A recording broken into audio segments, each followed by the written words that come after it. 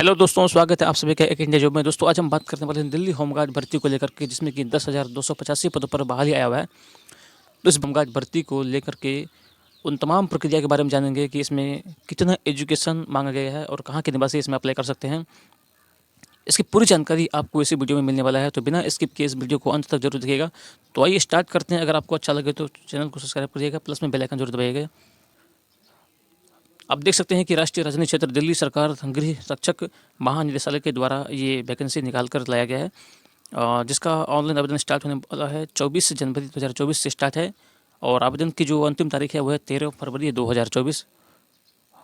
अब पदों की संख्या अगर देखा जाए तो आप यहाँ पे देख सकते हैं कि 10,285 पदों पर होमगार्ड स्वयं सेवकों के 3 साल की अवधि के नामांकन, जिसे 2 साल तक बढ़ाया जा सकता है।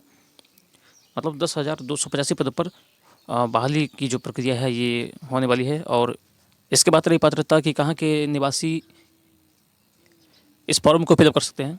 तो आइए देखते हैं कि पात्रता में क्या दिया है कि भारत का नागरिक होना चाहिए और राष्ट्रीय राजधानी क्षेत्र दिल्ली का निवासी होना चाहिए। मतलब कि अगर आप दिल्ली का निवासी हैं तभी आप इस फॉर्म को फिलअप कर सकते हैं, अन्यथा नहीं।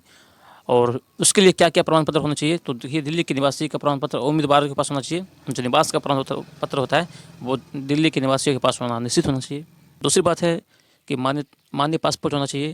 परिवहन विभाग GNC टी दिल्ली द्वारा जारी वैध ड्राइविंग लाइसेंस हो, या फिर दिल्ली में आवासीय पते के साथ फोटोयुक्त सार्वजनिक क्षेत्र के बैंक खाते के विधिवत सत्यापित पासबुक हो, या राजस्व विभाग GNCT के समक्ष अधिकृत सरकारी अधिकारी का द्वारा जारी किया गया प्रमाण पत्र हो।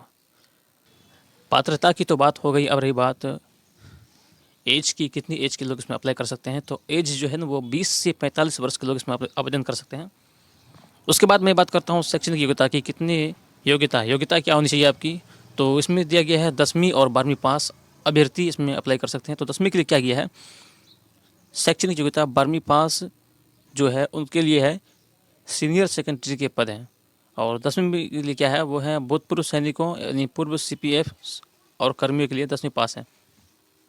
मतलब कि जो सीनियर सेकेंडरी हैं वो उसको कम से कम 12वीं पास होना चाहिए, प्लस पॉइंट जो भूतपूर्व सैनिक हैं और पूर्व CAPF के कर्मी हैं उनके लिए 10वीं पास होना चाहिए। इसके बाद हम बात करने वाले हैं कि ऊंचाई। यहाँ पे देखिए कि आप जो पुरुषों की ऊंचाई है वो तकरीबन 165 सेंटीमीटर होना चाहिए।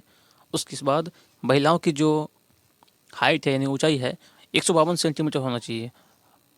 हम बात करने वाले हैं पुरुष अभ्यर्थियों के लिए रनिंग की जो है व्यवस्था है वो कितना है।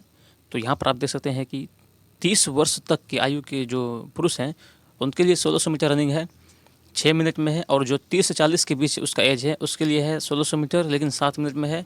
और 40 से 45 वर्ष के बीच में है उसके लिए भी है 1600 मीटर लेकिन 8 मिनट में। मतलब कि रनिंग का जो मीटर है वो 1600 मीटर ही रहेगा, लेकिन उसमें जो है ना समय जो था थोड़ा सा चेंज कर दिया गया है। और यहाँ पर देखिए कि 45 वर्ष अगर आपकी एज है तो उसके लिए 1600 मीटर रनिंग है लेकिन 10 मिनट में दौड़ना पड़ेगा। अब महिलाओं की अभ्यर्थियों की अगर बात करें तो 30 वर्ष के जो महिला हैं उसके लिए है 1600 मीटर लेकिन 8 मिनट में है। उसी प्रकार से 30 से 40 वर्ष के बीच में जो महिला है उसको भी 1600 मीटर रनिंग करना पड़ेगा लेकिन 9 मिनट में। उसी प्रकार 40 से 45 वर्ष के महिलाओं के लिए 10 मिनट है और 45 वर्ष के महिलाओं के लिए है 12 मिनट। अब हम बात करते हैं लिखित परीक्षा और बोनस अंक प्रदान करने की। तो यहाँ पे आप देख सकते हैं कि लिखित परीक्षा का आधार जो होगा वो होगा अंकगणित होगा और सामान्य विज्ञान होगा, सामान्य बुद्धि और तर्क होगा, दिल्ली का इतिहास, संस्कृति और स्थलाकृति होंगे, भारत का संविधान होगा, प्राचीन भारतीय इतिहास और संस्कृति होगा, और भूगोल एवं सामान्य ज्ञान होंगे और सामायिक मुद्दे होंगे। अब रही बात की कुछ बोनस अंकों की हम करते हैं कि आपको कुछ बोनस अंक भी मिल सकता है। कैसे मिल सकता है, तो अगर आप होम गार्ड के रूप में अनुभव के लिए बोनस अंक आपको मिलेगा तभी मिलेगा। आप अगर होम गार्ड के रूप में पहले से काम कर लिए हैं तो आपको 2 वर्ष का अगर अनुभव है तो 3 अंक मिलेगा, 2 से 3 वर्ष का अनुभव है तो 4 अंक मिलेगा, 3 से 5 वर्ष का अनुभव है तो 6 अंक मिलेगा, और इसी प्रकार 5 वर्ष का अनुभव है तो 8 अंक मिलेगा। अगर उस प्रकार से अगर आप होम गार्ड में नहीं है लेकिन नागरिक सुरक्षा में अनुभव रखते हैं तो अगर 2 वर्ष का है तो 2 अंक मिलेगा, 3 वर्ष का है तो 3 अंक मिलेगा, और 5 वर्ष का है तो 5 अंक मिलेगा, और इसी प्रकार से अगर 5 वर्ष से अधिक है तो 6 अंक आपको मिलेगा। अब रही बात कि आवेदन शुल्क कितना लगेगा इसमें, तो दोस्तों ऑनलाइन आवेदन करने के लिए उम्मीदवारों को आवेदन प्राप्त करने के ऑनलाइन जो माध्यम है वो गेटवे के माध्यम से 100 रुपये प्रत्येक प्लस सुविधा शुल्क का भुगतान करना होगा, और एक बार में भुगतान किया गया आवेदन शुल्क किसी भी परिस्थिति में वापस नहीं किया जाएगा।